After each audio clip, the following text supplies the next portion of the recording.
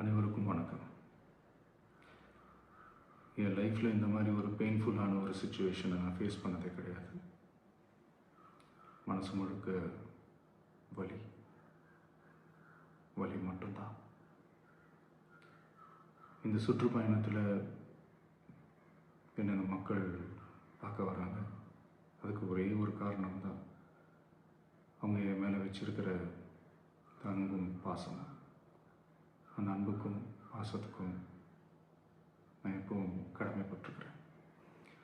அதனால தான் இந்த சுற்றுப்பயணத்தில் மற்ற எல்லா விஷயங்களையும் தாண்டி மக்களுடைய சேஃப்டி, அதில் எந்த காம்ப்ரமைஸும் பண்ணிடக்கூடாதுன்றதுக்காக தான் அது என் மனசில் ரொம்ப ஆழமாக இருக்கும் அந்த எண்ணம்.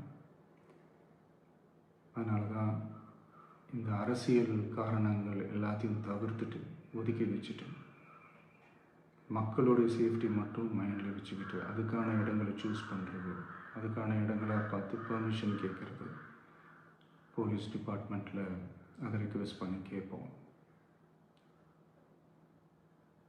ஆனால் நடக்கக்கூடாதது நடந்துருச்சு. ஆனால் மனுஷன் தானே, அந்த நேரத்தில் அத்தனை பேர் பாதிக்கப்பட்டு இருக்கும்போது எப்படி அந்த ஊரை விட்டுட்டு என்னால் கிளம்பி வர முடியும்? நான் திரும்ப அங்கே போகணும்னு இருந்துச்சுன்னா அதை ஒரு காரணம் காட்டி அங்கே வேறு சில பதட்டமான சுச்சுவேஷன்ஸ், வேறு சில அசம்பாவிதங்கள் அந்த மாதிரி எதுவும் நடந்துடக்கூடாதுன்றதுக்காக தான் நான் அவாய்ட் பண்ணேன். இந்த நேரத்தில் சொந்தங்களை இழந்து தவிக்கிற அத்தனை குடும்பங்களுக்கும் என்னுடைய ஆழ்ந்த இரங்கலை தெரிவிச்சுக்கிறேன். எனக்கு தெரியும், என்ன சொன்னாலும் இது ஈடேயாகாதுன்னு எனக்கு தெரியும். ஹாஸ்பிட்டலில் ட்ரீட் பண்ணிகிட்ருக்கிற எல்லாருமே சீக்கிரமாக க்யூர் ஆகி வரணுன்றது இந்த நேரத்தில் நான் வேண்டிக்கிறேன். கூடிய சீக்கிரமே உங்கள் எல்லாரையும் நான் சந்திக்கிறேன். இந்த நேரத்தில் எங்களுடைய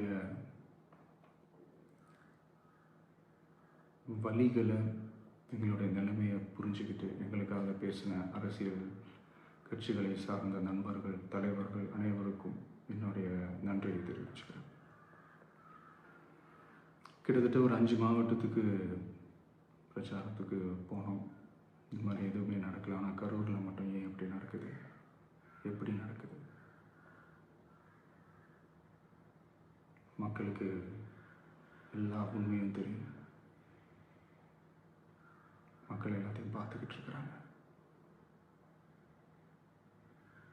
கரூரை சேர்ந்த அந்த மக்கள் அந்த உண்மையெல்லாம் வெளியில் சொல்லும்போது எனக்கு கடவுளே நேரில் வந்து இறங்கி அந்த உண்மைகள்லாம் சொல்கிற மாதிரி எனக்கு தோணுச்சு.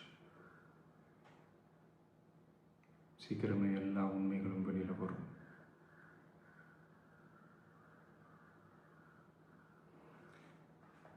எங்களுக்கு தரப்பட்ட இடத்துல நாங்கள் போய் அந்த அந்த ஸ்பாட்டில் நின்று நாங்கள் பேசிட்டு வந்தோம். அதை தாண்டி எந்த தவறும் எங்கள் சைடில் நாங்கள் எதுவுமே செய்யலை.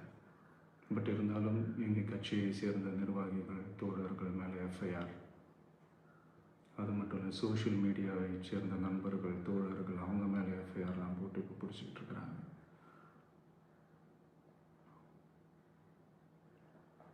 சிஎம் சார்,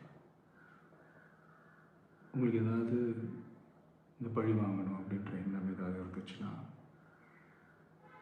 என்ன வேணாலும் பண்ணுங்க. அவங்க மேலே கை வைக்காதீங்க. நான் ஒன்று வீட்டில் இருப்பேன், இல்லை நான் ஆஃபீஸில் இருப்பேன்.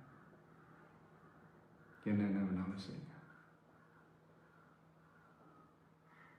நண்பர்களே, தோழர்களே, நம்மளோட அரசியல் பயணம் இன்னும் ஸ்ட்ராங்காக, இன்னும் தைரியத்தோட கண்டினியூ ஆகும்.